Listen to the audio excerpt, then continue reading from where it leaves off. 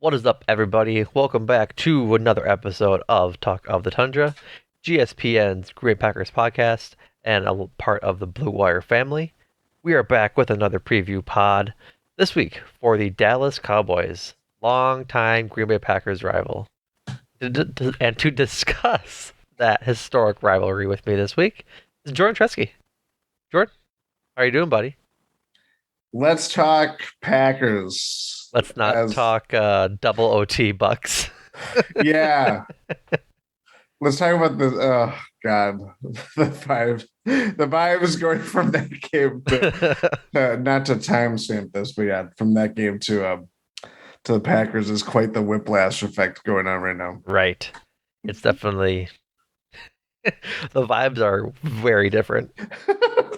What was it? Giannis, Chris, Drew, Pat, and somebody else. Joe Ingles. Ingles, all out, and they still win in double overtime. Mm-hmm. Seems good, but Go to Green Bay and Rasul Douglas is saying we suck because we suck. suck. Yeah, the vibes are not good this week, but hopefully they can pick them back up with a win against the Cowboys. But before we go into all of that, we do have some cheese to hand out. It's not a good cheese. I take no pride in making this announcement, but we're giving away our first Limburger cheese. The -1, the big stinky. And it goes to no other than 12 himself, Aaron Rodgers. No need to rehash it all, but he didn't play well. 3 interceptions. Despite his best week yardage wise, a lot of his throws were Wait, off. what? Yeah, 291 was his best week in yardage. Yeah, watch the YouTube to see Jordan's horrendous reaction to that news. Oh God! And Uh, they scored 9 points. Against the worst defense in the league. So, Oh my God! uh, so yeah, it wasn't the best week for Aaron Rodgers. All of his throws were low. They just couldn't do anything of note versus the Lions, and it all started with him. Uh, 23 or 43, like a 53.5% completion rate. That's not good. 3 interceptions, just not a good week. So a -1 for Aaron Rodgers. We're gonna move on past this Lions game as we get through the cheese board after 9 games. Your leader is Aaron Jones with 6. Rashawn Gary with 4. That's unfortunately going to stay the same the rest of the year. Devondre Campbell with 3. So same thing with Jair Alexander, Preston Smith, and Romeo Dobbs, who will also stay at 3 for a little while. With 2, AJ Dillon, Elton Jenkins, Kenny Clark, Keyshawn Nixon, Pat O'Donnell, Russell Douglas, and Quay Walker, and back down to 1. Aaron Rodgers, Alan Lazard, Eric Stokes, Darnell Savage, David Bakhtiari, Jared Reed, John Runyon, Mason Crosby, Randall Cobb, Robert Tunyon, Rudy Ford, Sammy Watkins, and Zach Tom. So, let's leave the Detroit game behind. The worst game of the year, hopefully, is now behind us until we play Detroit again at the end of the year. Let's look ahead a Yeah. little bit and talk about this upcoming matchup with the Cowboys. The injury report leaves a lot to be desired because it's long, but it's long for both teams. So let's go through that quick. Um, the only full participant today in practice was Christian Watson, who's in concussion protocol. I saw that Christian Watson was evaluated for a concussion after last week's game.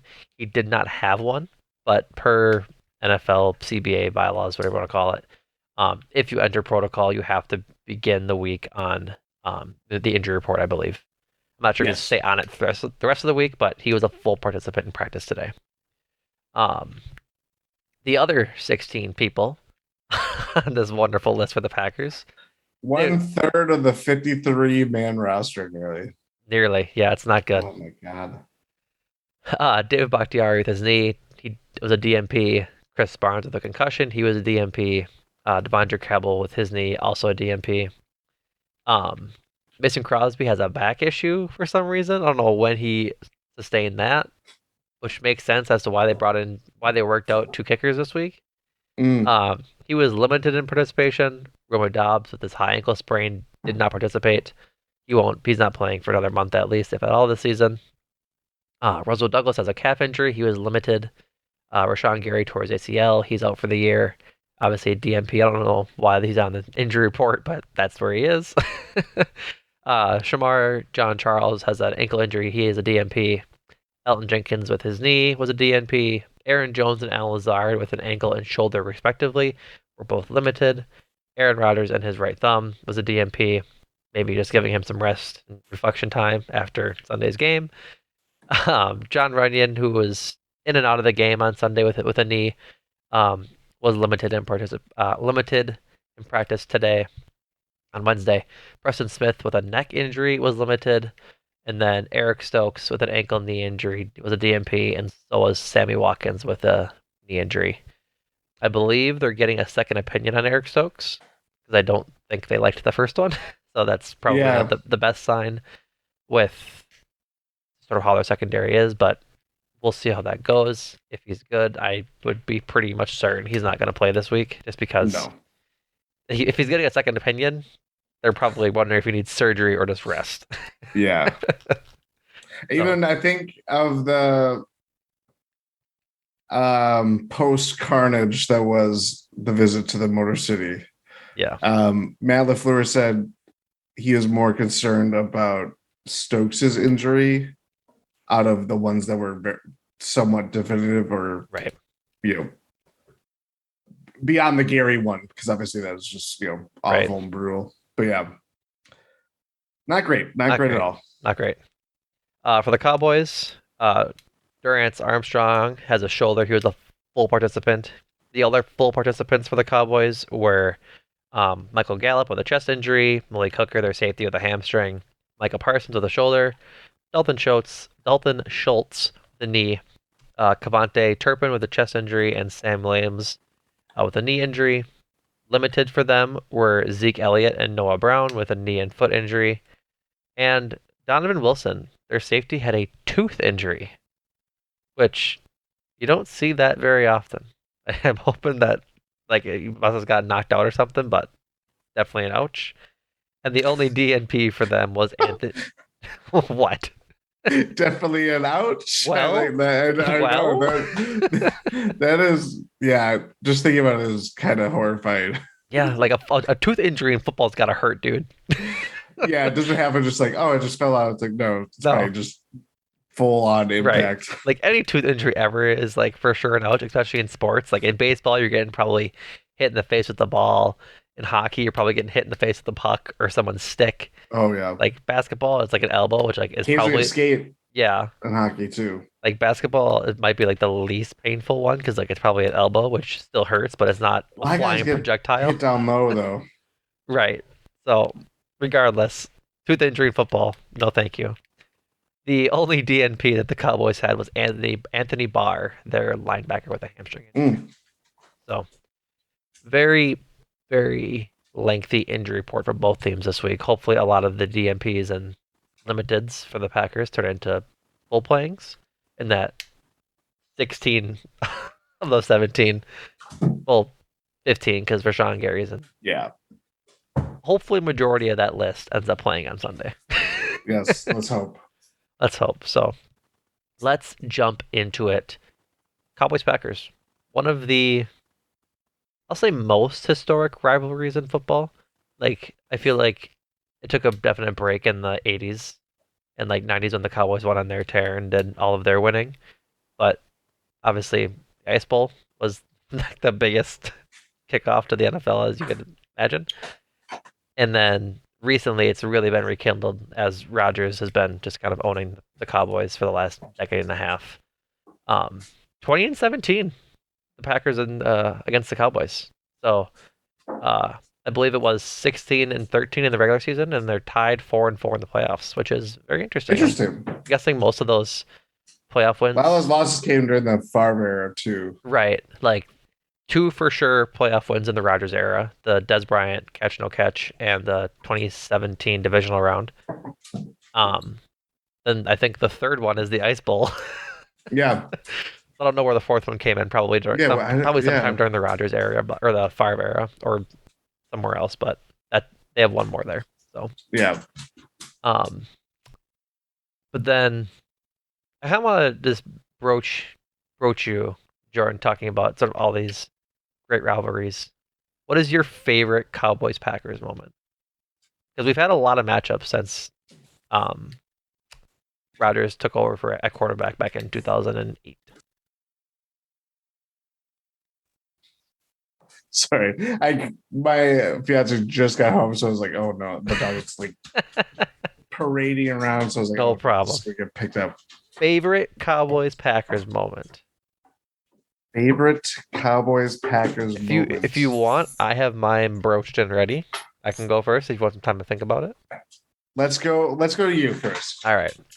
Without a doubt, I think my favorite moment is when it was the 2017 divisional game, 31-31, and all like my favorite like memory of that scene is the picture of the guy who took the selfie in AT&T Stadium, and he's wearing the Rodgers jersey. He's got the big thick mustache, and he goes, "The Packers have a minute 26 left, or like whatever it was. I don't know if it's Yeah. that game. It could be a different regular season game. Like they left Rodgers X amount of seconds, like, and he's like they think they won, but the beautiful rollout. I get so sad now thinking about how good Rodgers was.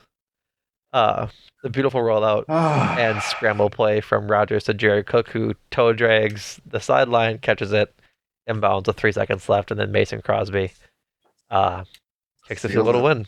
And like I remember the reaction to like that final drive so well. Um, the play before Jared Cook's catch, Rodgers was sacked.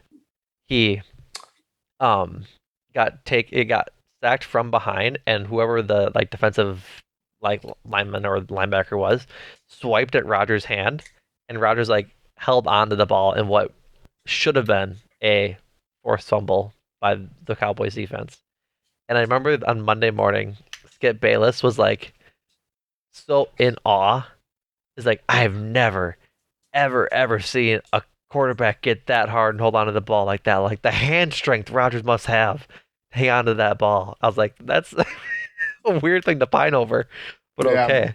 But then he was like, I don't know what the like the air movement in Mason Crosby's kick was. I have never seen a football get kicked where it goes and it looks like it's tailing out outside the field goal post and then goes back in and wins the game. I'm like, what are you like analyzing as opposed to this beautiful pitch and catch from Rodgers to Jared Cook? Like that's what you're focusing on? Rodgers' hand strength and the way the ball His is hairy hands too. Yeah. so but yeah, just the heartbreak of Cowboys fans uh knowing that once that catch was completed that the vibes were they were going to lose and they did. That was the that's one of my favorite ones for sure. It's funny because you have a very romantic view of that. Yeah. And I think I was very opposite. I was like, it's great, but they're just gonna get slaughtered by the Falcons. I was very um at the height of my Packers pessimism then. Oh yeah, Because I like just because it just felt like things had gone on so long with McCarthy, and obviously we'll talk about the reunion. right. Um, but I just thought it was like this is air like it just felt like this is such a good moment and it's gonna get dulled because they're gonna get kicked in the teeth the next week or Right. I think it was obviously a very cynical view at things Yeah, it's even though romantic. It's romantic now. Like yes like I yes probably had the same exact feelings back then as well just because like what are you gonna do? They were probably going to lose. yeah my memory I don't know why I mean that one would definitely be the top for sure. Mhm. But again, it was very clouded by my Packers pessimism. I would probably go. This might be a dark horse. 2010. the year that they won the Super Bowl. Yep. Cowboys got out to a crappy start. They go into Green Bay, get absolutely manhandled. Sunday night game, and eventually was the last game that Wade Phillips coached the Hmm. Cowboys How when about he that? coached them. But it was the Packers like I had to look at this I'm story. looking at it. 45-7. Yeah, it was Clay Matthews, I think, too, had like a monster game. I just felt like that was I'm looking. certainly at I'm the height looking. of his powers. Rogers, Nelson was probably really emerging. Holy moly. He had a sack, an interception return for a touchdown, and 4 tackles. Yeah. It's a good It was game. just it felt like that was like I had such high expectations for that Packers team, and that was like they had all these injuries happen like right away. They lose Ryan Grant. I mean, Hmm. you go on down the list. It was a longer list than the injury report that they had for this week. How Right. many people that they lost? But there was just like that game of like it was just a total ass kicking, and so much so that the Cowboys fired their coach, which is like I don't think I mean it's rare to think that they've done that in season, you know. Um, right.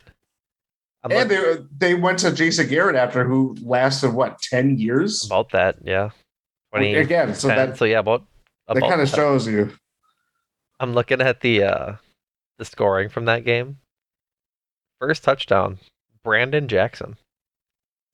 Packers leading rusher that year.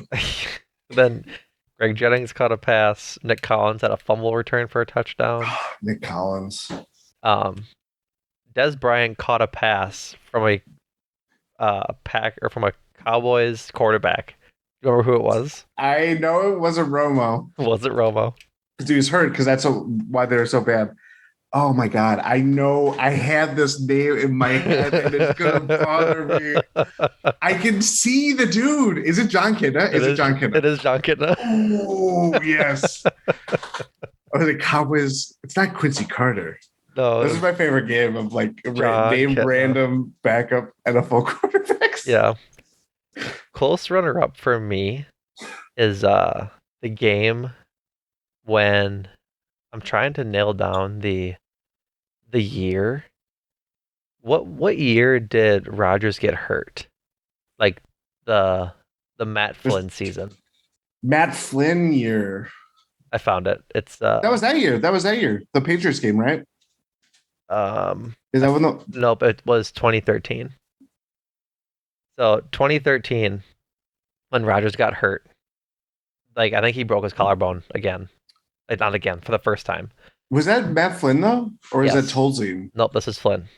This is this is Mm. it is. I'm positive. Wait, did he come back? Nope. So I forget. It doesn't matter.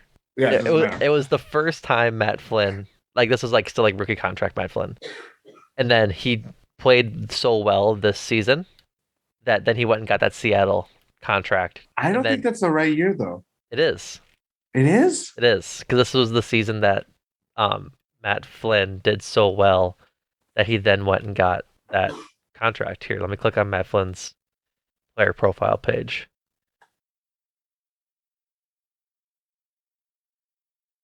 Well, I'll be darned. You were right, Jordan. He did come back. He left 2011 and got that signed with the Seahawks And then 2012 and immediately then came got back. Yeah. overstepped by My Russell Wilson. bad.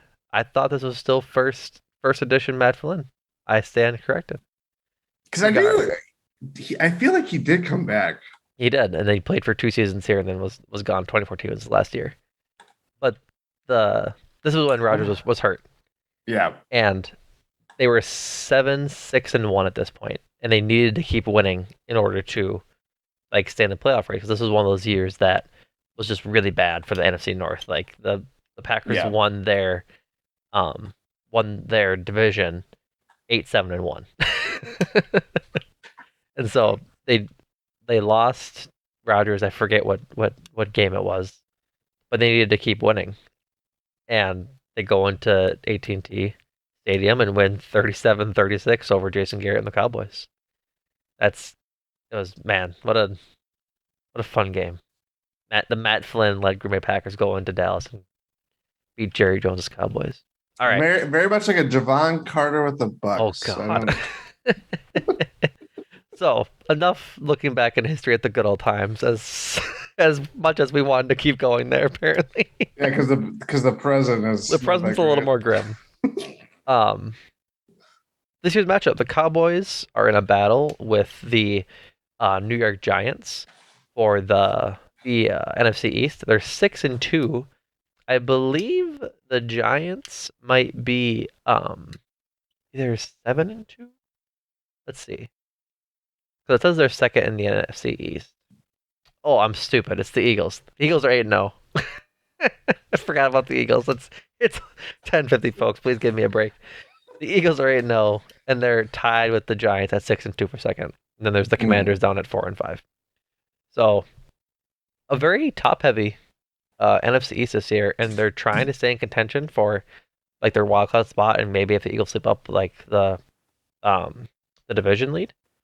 So definitely got a lot to play for. Dak is back for his this will be his third game back. He played the Lions and the Bears, and then had the There you go. bye, and now they played obviously the Packers. So pretty much a gauntlet of NFC North teams for the Cowboys. But uh, this this Cowboys team has talent.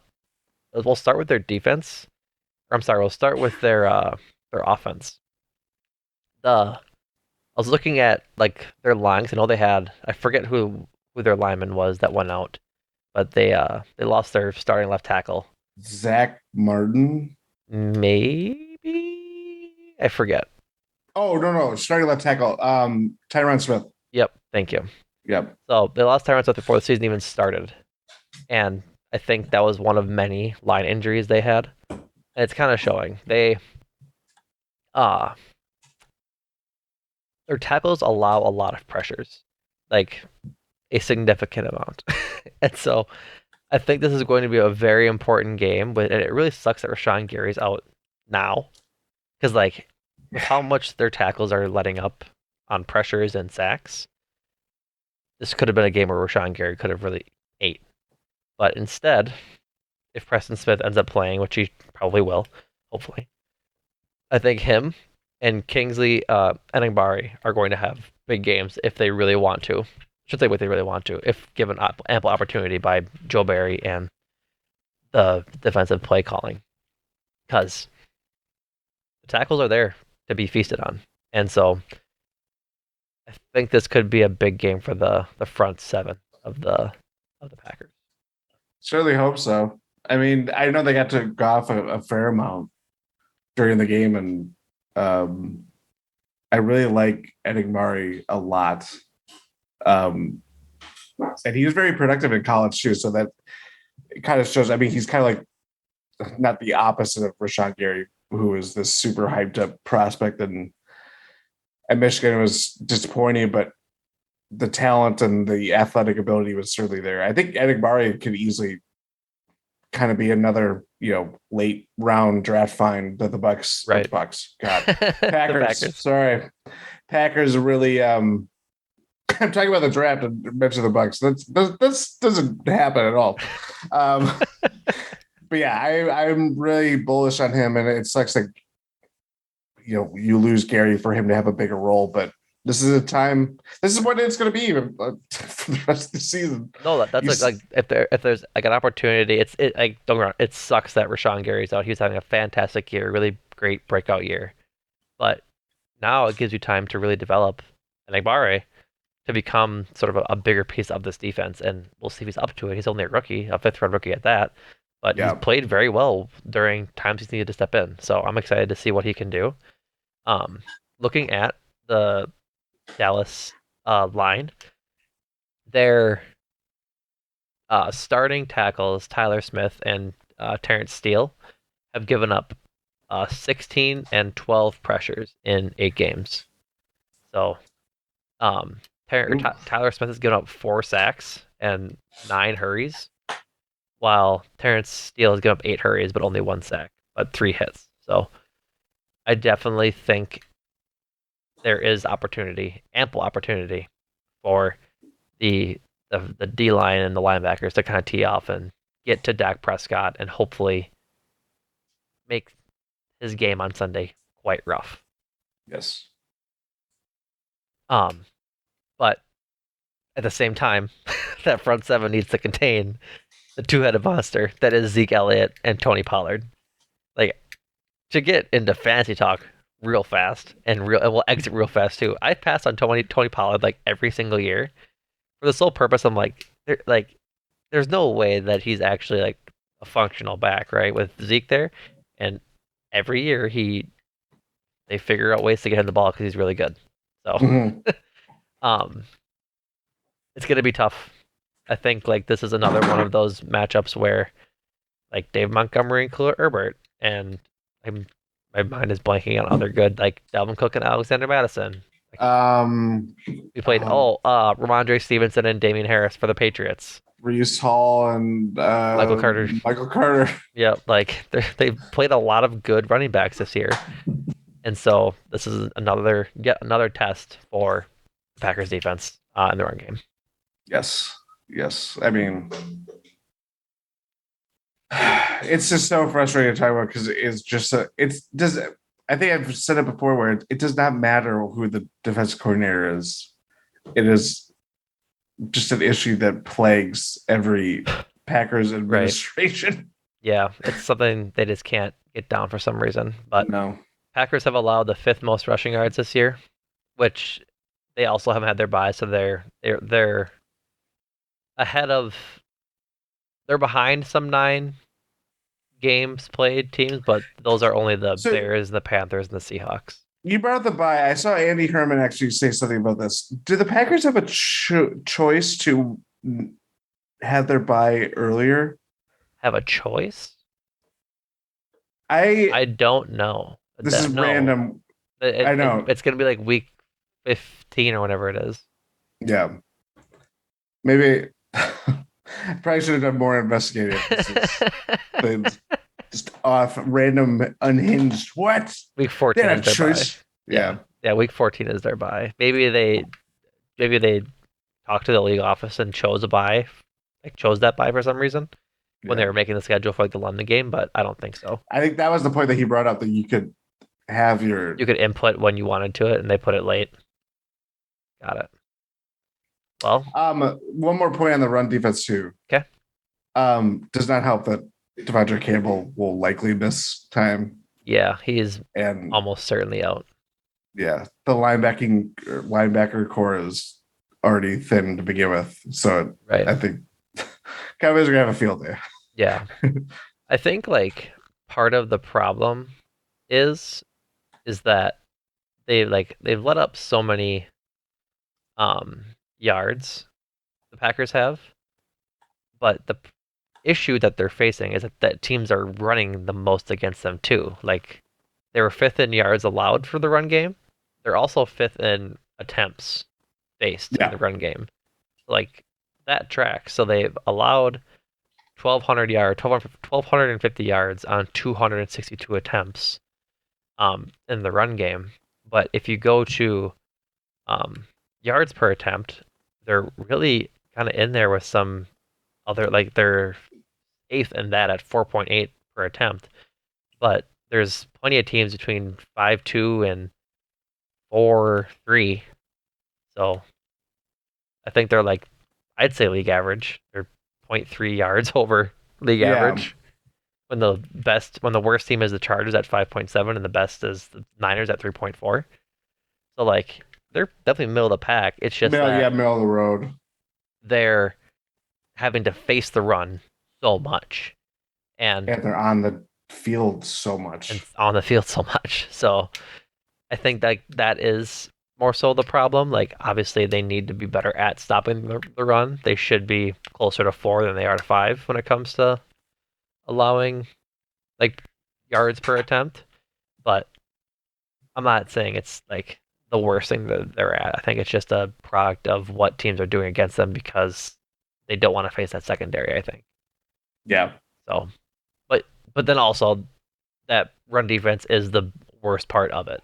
So yeah. they'll take the run game over the passing game. So hopefully it works out. Zeke and Tony Pollard are good. I mean, I don't know what else you want me to say Yeah, about it, but no, um, it's true. let's see. I'm trying to see some stats for Zeke and Tony Pollard. 500 yards on 81 attempts for Tony Pollard. Sheesh. 5 touchdowns. 443 yards on 109 attempts. 4 touchdowns for Zeke Elliott. And neither one of them have a receiving touchdown, but both very good. Very good. Tony Pollard is a chunk guy, 6.2 yards per attempt. He's like the most like Aaron Jones like for me. Hmm. Elsewhere, he just very he hits holds very fast and Yeah. doesn't. I think he's probably I would say maybe a little bit more bursty than Jones. Yep. But it's just the manner in which they just kind of like, oh, he's got 7 yards there. Oh, he's got 8 yards on this carry. Like it's very the production of it, but like certainly matches Jones. And if he's always feasted when he's had bigger roles too. Oh, absolutely. Yeah, absolutely. I think that's going to be the main theme this week is stopping them. Like I honestly would rather lose to. I shouldn't say that because it probably suck both ways. Yeah. I think it'd be less Does it? no, because it's not less frustrating to lose by the pass because then Jair and Razul are having bad games, and like that's frustrating that you paid them all that money to have bad games versus receivers like CeeDee Lamb and Michael Gallup. But I think any path to losing this week is frustrating just because it's either more of the same in the run game or Jair and Razul are You're having giving up these bad huge games. plays. Exactly. So it's like it's what which one is the lesser of two evils? It's death Yeah. by a million cuts, or is it Or having your head cut off by a guillotine when Dak Prescott? You know what I right. mean? Like it's like that kind of Yeah. It's one fateful stab to the heart or just a bunch of little ones. But speaking of that passing game, which is this Packers season. yes, exactly. Both of them. Speaking of the Packer or the receiving game, it's good. CeeDee Lamb is a good receiver. Very. They lost a bit when they I think who was there? Was it Cedric Wilson? Yeah, when Cedric Yes. Wilson left to go play in Miami, he's had a negative role in Miami. He hasn't really played much there at all. No. Um, but Michael Gallup is pretty good. Pretty good. He's kind of the Marquez Valdez Scantling of this team. He stretches the Yes. field a lot. So I think that's going to be. Paid a big contract to him too when he tore his He ACL tore his last year, I ACL think. last year, and then they let Cedric Wilson walk, and then signed Gallup to that big deal. Oh, and it was Amari Cooper. They didn't want to pay Amari Yes, Cooper they all the traded money. him. That's who it was. It wasn't Yep. Cedric Wilson. I knew there was another bigger receiver there. It was Amari Cooper, and so, but now between Michael Gallup and Noah Brown, like no, like when CeeDee Lamb was out for the couple games he was out this year, um, I thought maybe I'm wrong. He didn't miss any games. I think it was Michael Gallup coming back from his injury. Noah Brown filled in. Yeah. Was doing well. Noah Brown 1 touchdown for 330 yards ish. So doing well in his wide receiver 3 spot. But I think this is a very well rounded offense. Like I don't think they got to 6-2 because of Cooper Rush. They got to 6-2 because of people surrounding Cooper Rush while Dak was out. So it'll be interesting to see just how much the Packers defense has slated for them because if they really want to tee off on Dak Prescott and blitz and do that, they better hope that the defense is playing some the secondary is playing some good defense so they're not getting those big chunk plays and deep balls downfield because CeeDee Lamb, Michael Gallup can do it. Yeah. I mean, obviously focuses on Jair Brazil playing up to their potential. Right. Can Savage hold up? I mean, he's had a very rough few weeks, and Amos is always steady, but Yeah. that secondary and the safeties specifically are going to be tested. So Right. it'll be very interesting, especially without Stokes. I mean, it's just a different dimension that you're going with. Douglas is more probably comfortable doing, in what he's normally done, Right. play on the perimeter like that. But yeah, it's just a different kind of vibe that they're going to have to go through. Right. with Darnell Savage playing so poorly, do you want to talk quickly about this player that the Packers picked up off waivers this week? Yes. Let's Jonathan do it. Abram, the former first round pick for the Oakland Raiders. That's right. He was first round. I was like, He's there's another another. reason why. He's I watched another. that. I watched that Hard Knocks. I think that was his first year. Might have been. Um, Yeah. yeah. Drafted in 2019 out of Mississippi State. Um, they tried to trade him. The Raiders did at the deadline. Couldn't find anything for him. Packers took a flyer on him. He was, I'm pretty sure, a big special teams guy in in Oakland when he played, but it hasn't been good for him. Like, truthfully, PFF has his season grades in which he played. I'm pretty sure pretty full seasons. Uh, Yes. for He adds to the long illustrious history of Raiders draft Raiders, picks. yeah. 38 in 2019 his rookie year. 36.8 in his second year, 56.9 and 49 and a half this year. Really not playing too well of defense out there in Las Vegas. The opposing quarterback's passer rating when he is covering is very good. Going back to 2020, it was 124.3, 105.2, and 114 this year. So it's bad. I think bringing in Rich Biasacha this offseason is why Jonathan Abram is now a Green Bay Packer. Which, like, it seems that like he's really fast and hits hard, which is great for special teams. If that's what they want to utilize him as to shore up that part of this team, which if you would have asked us week one, hey, we're making great strides in making our special teams better, we'd be like, great, we're a Super Bowl contender. Now special teams isn't really much of an issue because the team sucks anyways. So like Yeah. it's the least of my concerns. The least of my concerns at this point. I'd rather the offense and defense become better than the special teams. So I guess what do you think of the waiver wire pickup? Third former Raider to follow to Green Bay. Follows Keyshawn Nixon and Dallin Levitt. Looked it up. Probably honestly, I feel like there's another one that I'm missing, and it's probably just another special teamers. Yeah, But some yeah, I random guy. mean, yeah, just he's on the 53 man roster. Um, yeah, it's not inspiring, but I mean, it's a flyer. They need some help. Yeah. Uh, yeah, I mean, if it's a dart throw. If it hits, it hits. But it's not like I don't expect like the Packers season. I don't expect a lot out of it. So we'll But see. it's worth talking about. Yes. If it does, good pickup. Like Yeah. first round athletic talent. Like I don't know too much about the guy, but if he's taken the first round, he had to be up there enough with other teams who's probably wasn't falling past the third round. You know what I mean? Like Yeah. you don't just take guys that are seventh round talents in the first round because it's a mistake in scouting. Like there is something to look at. So, but And they just need rotation too. I mean, that's the thing about the defense. That if you're on the field for so long because your offense just can't carry any water at this point, right, it's like you need guys to stay fresh, and they're just overworking their guys. And I think that's also why things have contributed to where they are. Where I mean, Darnell Savage is having a terrible year, or at least a terrible few weeks. It could easily be explained by the fact that the Packers defense has been on the field for longer than they envisioned to right. Like that's for definitely games. right, and it's just what the defense has been like forced to do this year with how bad the offense has been.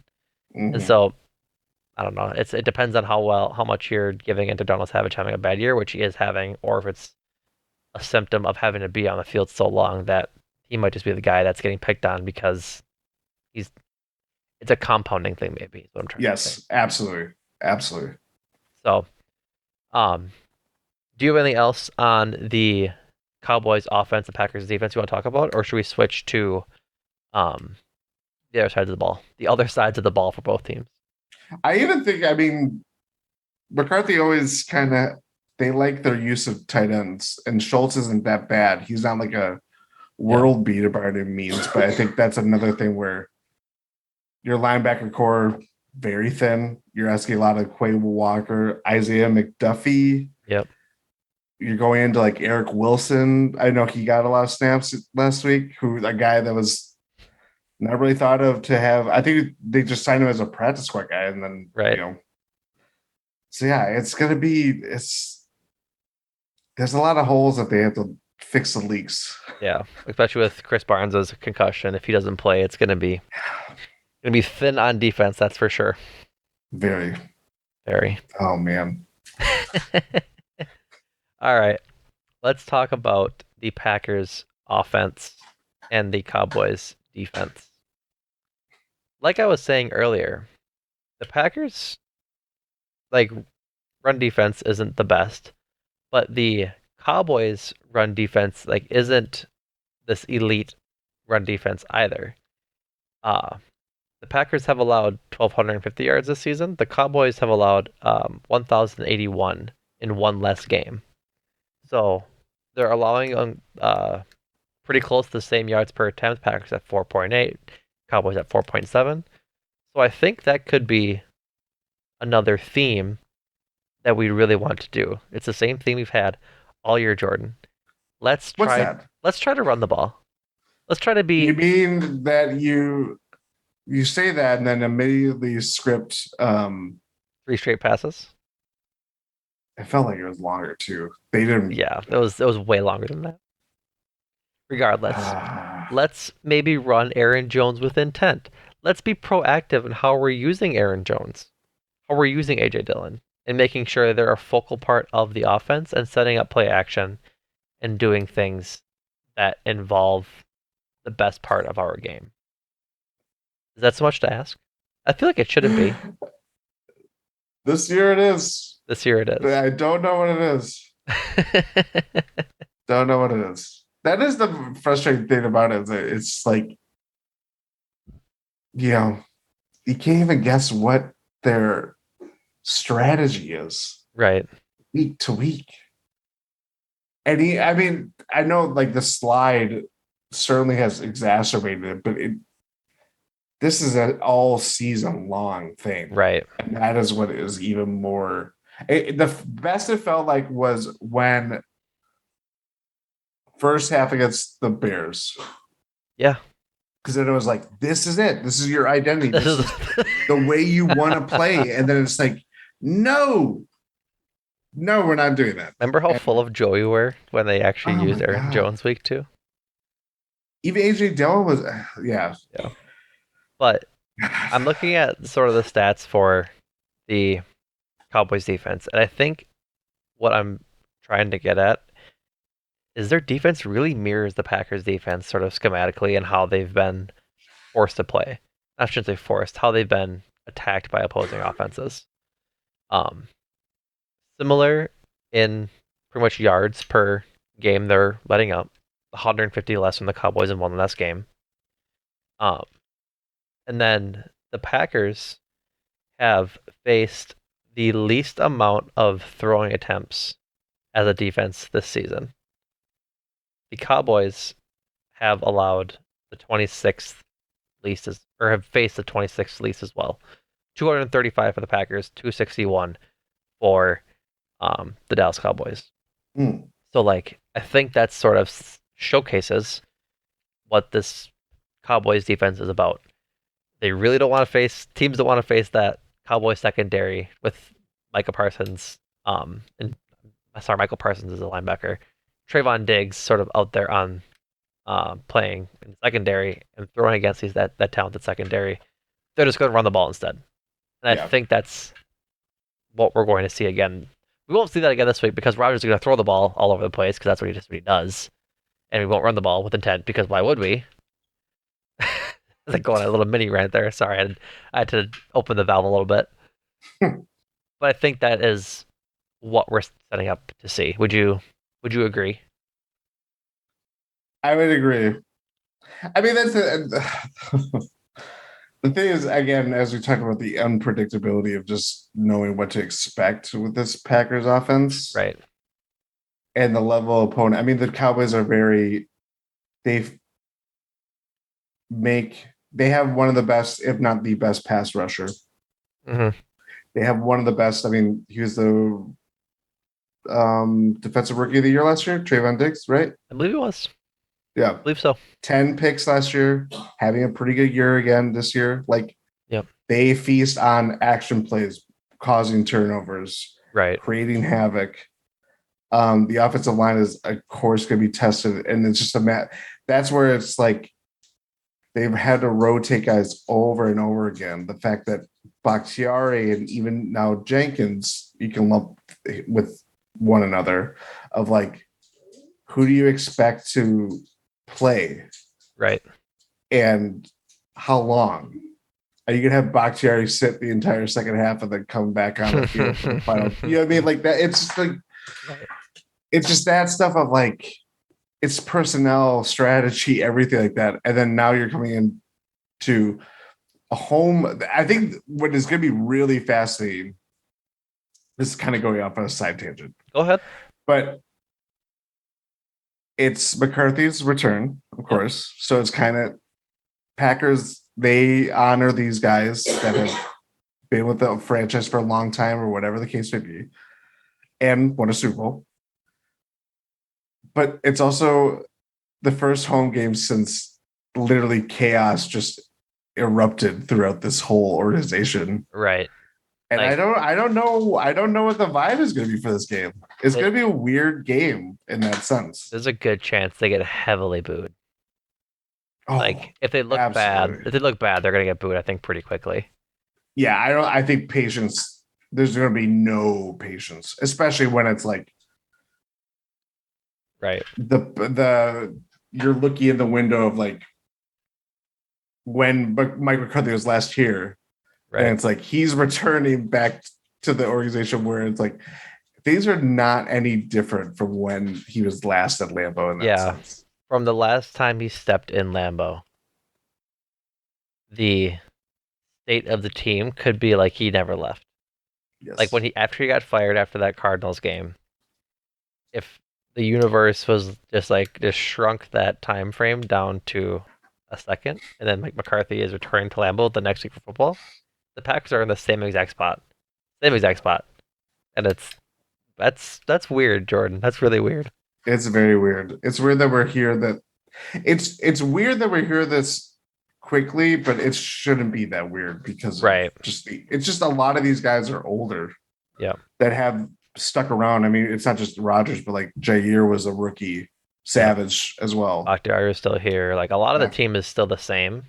Ka, no, Nope. Ka was already gone. Nope. Yeah. Yeah. I think Cowboys might have been on the Cowboys that year. Oh, that is right. Yeah. Yeah. I forgot about that. Yeah. So, um, but anyways, I think you're right that the vibes at Lambeau are going to be probably pretty bad. The last time they were at Lambeau was middle of October when they lost against the Jets. Jets. So, of the one, two, three home games that have been at Lambeau this year, only they won two of them. They won against the Bears, they won against the Patriots. Patriots, and then lost against the Jets. But since that Jets game, it's all fallen apart. Three straight losses on the road. So I think, like you said, I think it is going to be pretty bad. And maybe they need to be at home. Maybe they play better going into Sunday, being back at home, and they play two in a row. So we'll see. Yeah. Um, but talking about that Cowboy defense and sort of how to navigate it, they have playmakers, like you said. They feast on like action plays and big plays. Demarcus Lawrence on the line or like, as like an edge rusher. Micah Parsons, Trayvon Diggs, like those are very high impact players, and I think neutralizing them is going to be the biggest part that they can do. And I think a Yes. lot of that is going to be like with quick throws and getting slants going. Like I know we've reiterated all these topics before, but they haven't fixed it, so like we keep talking about it. Um, but Especially it's such a young offensive line too. yeah, and so I think like what is really going to be important is making sure they're mixing it up Yes. Like getting running going, getting slants going, but then taking shots downfield when available. Like I'm really excited to see these receivers go at it. Like if Christian Watson can stay healthy, knock on all the wood, that'll be Yes. helpful. Like Alan Lazard probably should is I think is going to play. Sammy Watkins maybe, and then Cobb, nope, I don't. anything about Cobb I yet? haven't heard anything about No. Cobb yet. But then um between Lazard, Watson, and Watkins, that they are three receivers, and Yes. then Bobby Tunyon, like, and then Josiah DeGuire. We talked about on Sunday. I'm really, really interested in seeing what Samari Toure can do. Which, like, Yep. I feel so like down bad as a podcast host saying that sentence because he's a seventh round rookie, but he's He making needs impact. something. He's making impact plays, Mhm. and so like I'd imagine Trayvon Diggs is gonna cover Alan Lazard or Christian Watson or like whatever their matchups they want to be. Like, let's try and get Samari Toure involved. And if Barr's hurt for the Cowboys too, that is kind of a big deal. I also forgot that he went there after getting cut by the Vikings. Yeah, But yeah, and so it's just like I'm can you hoping. get Can you get can you get anything Aaron going though? Jones Yeah, in the passing game as get well? him involved. Like I'm just really excited to see. I should say excited. I'm eager to see how they handle a no Romeo Dobbs game because like last week it really hurt them. Like it clearly Yeah. hurt them, and I hope this week that they can kind of feed into these young guys. I really don't want to see a lot of targets towards Alan Lazard. I should say Alan Lazard, sure, because he's fine. I'd be right on him last week, but whatever. I don't need to see a six target Sammy Watkins game. I'd rather balls be going to Christian Watson and Samari Toure and Amari Rogers even. Like Yeah. get some of these young guys going because they are providing sparks in the offense when they're involved. And when they're on the field. Exactly. Like if you can get them involved and they're making plus plays, why not keep going to them? Yeah. So that's the receivers. The line's gonna need to show up. You talked about it and said that like it's young, but I think if Rodgers isn't getting protection, it's gonna be a big repeat of last week. Like the Packer, I think I don't know if I said this already, but the Cowboys defense leads the league in sacks, and they played Yes. one less game than the league because they had their bye week already. So like they're gonna Yeah, get after whoever Rodgers. has Rodgers needs to whoever be has the task of guarding Parsons, good luck. good luck, and they're gonna move him around. They're not gonna put him on just put him on Bakhtiari. They're not gonna just put him on whoever's playing right tackle, whether it be If Tom is Jenkins or on, Tom or whoever it is. yeah. But they're gonna put him. They're gonna shoot him wherever they can get him to Rodgers. So Rodgers needs to be better than he was last week at making decisions. That's for damn sure. Oh, yeah. No, yeah. Because last week he was awful at it. Like there was like one Monday when all of the people start posting like the all 22 clips of stuff.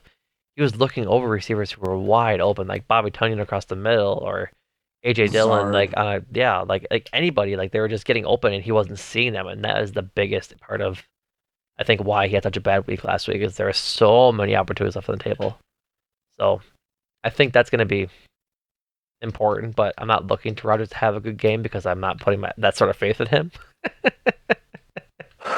But I really want to see what these young receivers can do given the opportunity to do so. Like, I'd be very happy with a wide receiver 1, 2, and 3 being Lazard, Watson, and Toure. Like, Yes. I don't mean to disrespect Sammy Watkins like that, but he hasn't been a positive.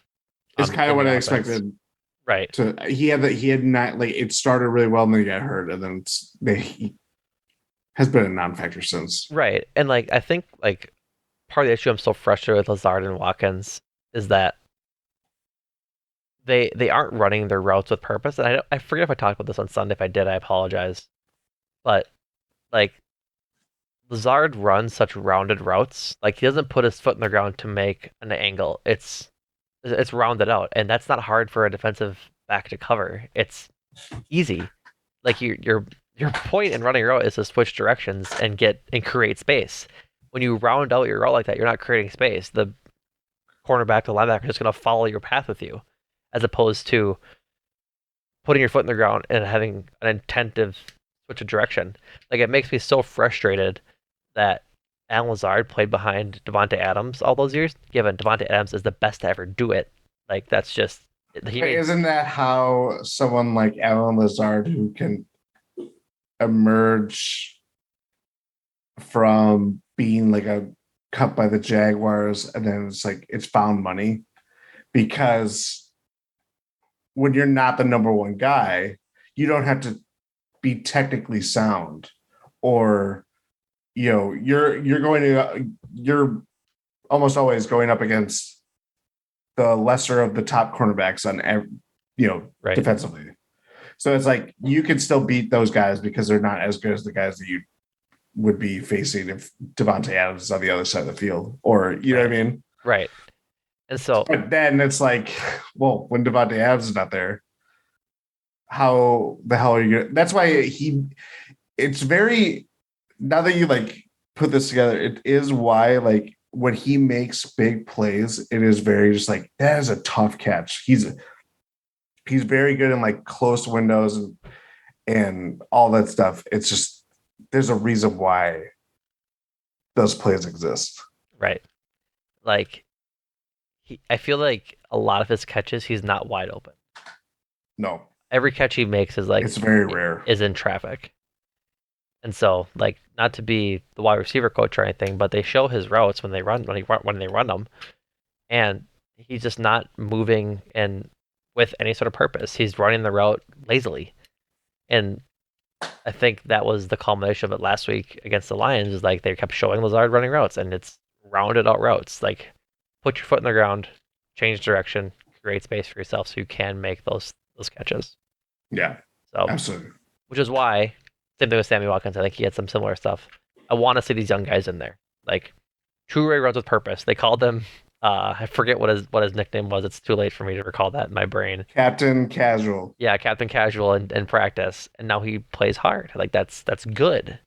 Like Christian Watson. It runs hard. Yeah, like Christian Watson, we haven't had a chance to see like that well. It's because he can't stay on the field, but we know he They're can not fly. looking at him. We know he can fly.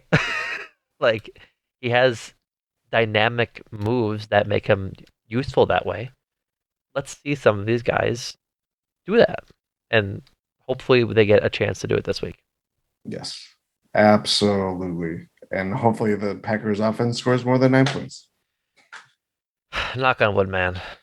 I can't watch another horrendous offensive performance. I'm just asking for 4 field goals. Go that way. Touchdown, 1 field goal. So, would you like to move into players to watch and score predictions then? Let's see if anything else to talk about. Players to watch. I forget who went first last week. I really couldn't tell you. I'll just do it. All right.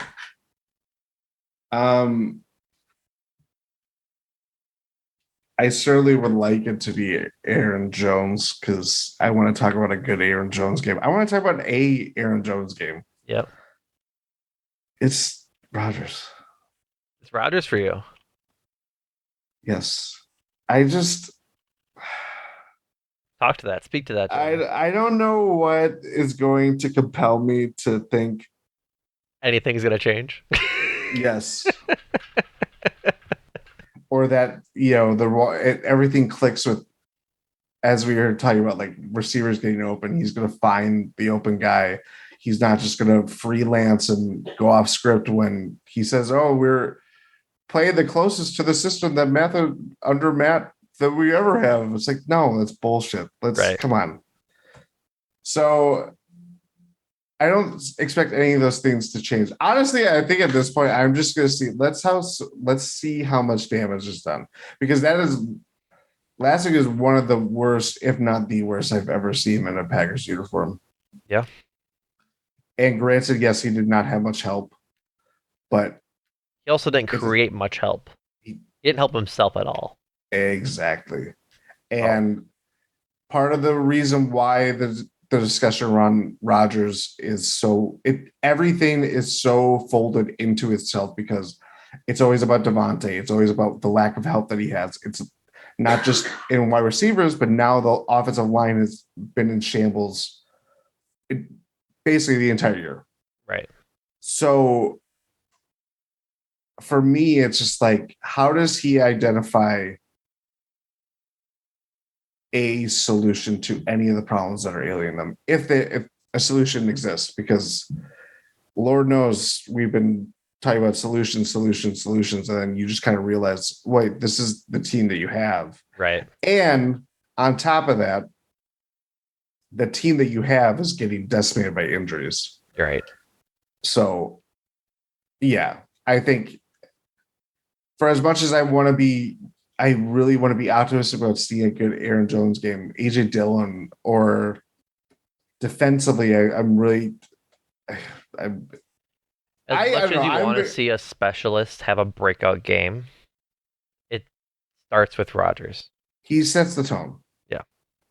And it's it's hard for him not to when he's the quarterback and is Right. yeah. Who is your player to watch? Before we get to mine, start talking about how Rodgers like sets the tone. I don't want to go like deep into this because it's not what really matters at this point. But I think there is some um purpose. I should say purpose. There is some worth to the report that came out from I forget who. I think it was Matt Schneidman with the Athletic. Um, that there's rookies and receivers in the locker room that don't like the way Rodgers has led in like the tough love way, and that he's blaming the lack of the talent in on the offense when he wasn't there for OTAs. Like Ty tweeted about it way back in May, and I responded to it. Like join the Discord, we talked about it today that the vibes in OTAs were bad because some reporter asked Matt LaFleur like what are your thoughts on Rodgers not being here to work with these rookie wide receivers? And LaFleur had some like snarky comment that was like He's trying to take the heat off. exactly like Rodgers really should be here, but that's just whatever. And I said the same thing. It's like the Rodgers went through all this drama with the team, the contract negotiations, the trade stuff, the retirement threats, all of it. And then he loses Devontae Adams, and they need like cohesion on offense with this new receiving core, and he's not there. It's like, why wouldn't you want to get reps with this new receiving core? It's self-inflicted. Right, exactly. And do you know why? Do you know what is frustrating about this? And I know this is all we're talking about stuff that happened, what, 5 months ago? Yeah. The problem with this is that is something you can do, not necessarily condone, but you can do when you have a veteran team. The Right. Packers are not a veteran team. They're very young. And I know we talk about the big names are obviously veterans and you're expecting them to carry them to success, which has not been the case this year. Right. But this is a very young team. This is part of why when you are hitting the middle between being an old team and being a young team, and you're trying to kind of find that seasoning, but also keep it young and find, how you keep sustaining yourself. Yep. You need someone to set the tone that way. And it's not, of course, the coach is going to be like that. But if you're the best player as your quarterback and he's not there until August, whatever. Right. It's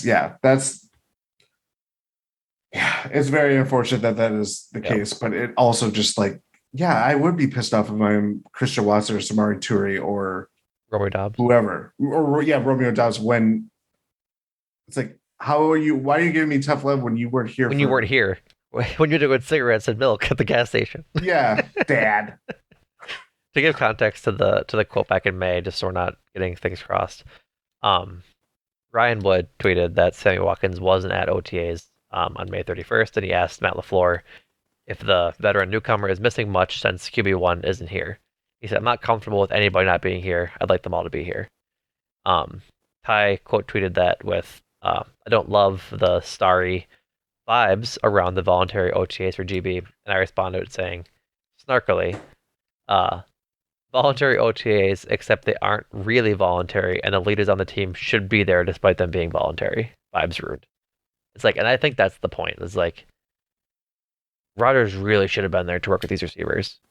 Like whether he's off doing ayahuasca or off on a spiritual retreat or getting his Filming. absolute gibberish tattoos, whatever it may be.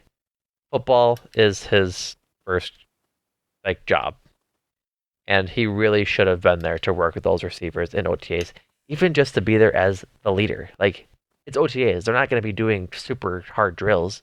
Just throw the passes, like get some timing down. Just like build that relationship so that that relationship's not being built in training camp and then week one of the season. Yeah. Especially when you're not playing. That's the other thing is that because they didn't play anybody in Right? preseason, that's more time lost. Exactly. So So, yeah. bringing back to players to watch after that side tangent. Sorry, folks. Necessary one, though. Necessary. I'm gonna go weird. I'm gonna say Samari Toure. I really want to see if he can do something this week, because like he's made impact plays a few weeks in a row. Yep. I want to see what he can do, and I think it's just part of that rookie wide receiver roller coaster we talked about at the beginning of the year. Now it's with Romeo Dobbs gone. This is another elevated spot for Toure to kind of get in there. So that's mine. Score predictions. I will go first since you went first on players to watch. Let's see. They're gonna lose. That's what I'm gonna predict. Is it close? No. 31-14. Cowboys. Yeah. I just don't have faith. I don't even have faith for them to get 2 touchdowns. I mean, I think I'm not gonna go that deep with it, but yeah, 31-14 Cowboys. I'll go.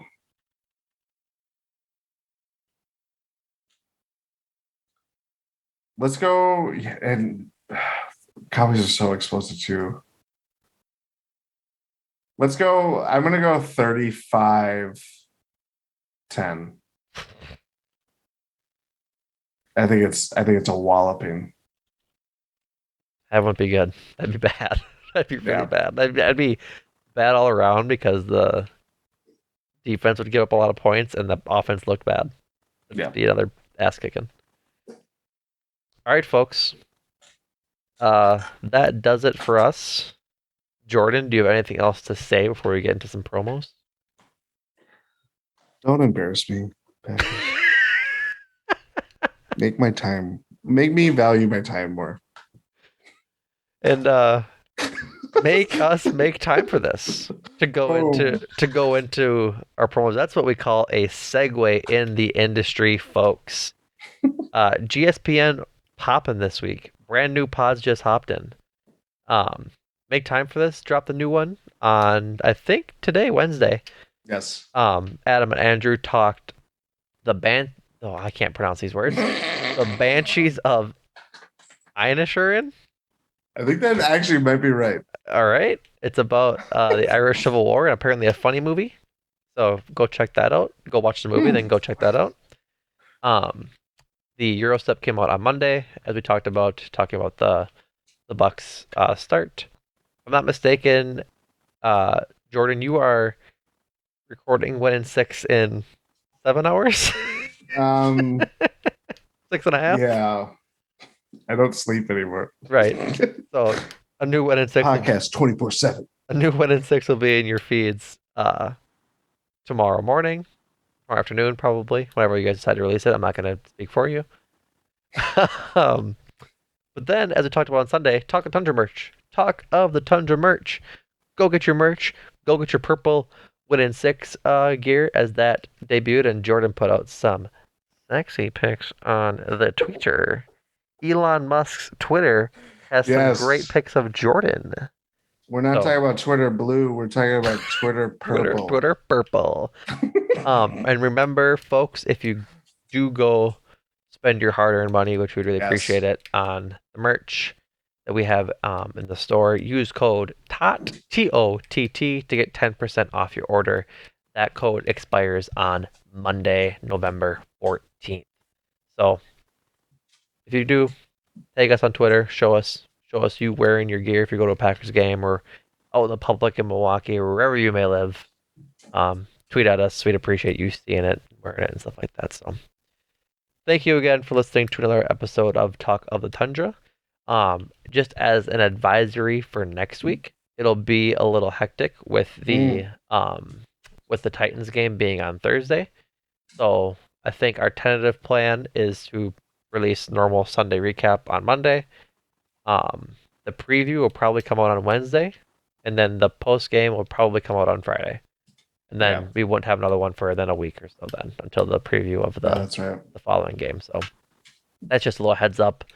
If it changes, we'll let you know, but that's likely going to be the schedule. So, Mhm. all right, folks. Thank you for listening, and Jordan, thank you for joining me, buddy. Thank you.